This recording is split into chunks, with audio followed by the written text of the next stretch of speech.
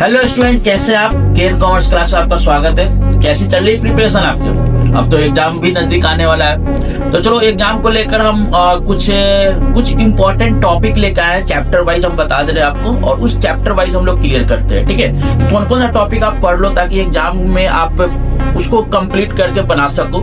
जिसमें national income सबसे पहला है, तो नेशनल इनकम में आप क्या करो ना, जितना भी न्यूमेरिकल टर्म है, जैसे कि जो मेजरमेंट ऑफ नेशनल इनकम है, जिसका मेथड तीनों मेथड है, वो मेथड पढ़ लो। Income method, expenditure method and production method. फिर टाइप्स ऑफ गुड्स पढ़ लो, final goods, capital goods, intermediate goods, है ना, तो ये सब भी पढ़ लो। सर्कुलर फ्लो ऑफ इनकम पढ़ लो।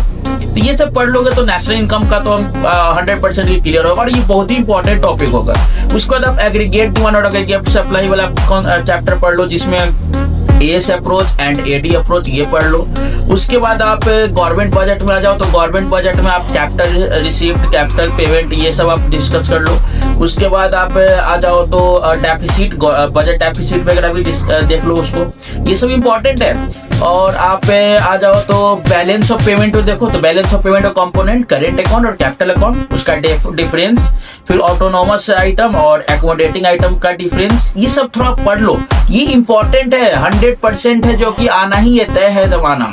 ठीक है, तो ये सब कुछ इंपॉर्टेंट चैप्टर है, जो कि टॉपिक है, जो आपको मैक्रो इकोनॉमिक्स में कवर कर सकते हैं। तो आप ये सबको मतलब कि पढ़ ही लो, जो आपके लिए बहुत ही इंपॉर्टेंट होगा। और इस चीज को हम लोग अच्छे से कवर भी कर चुके हुए हैं, तो आप लोग देखो और पढ़ो उसको बढ़िया से। ठीक है, थैंक यू।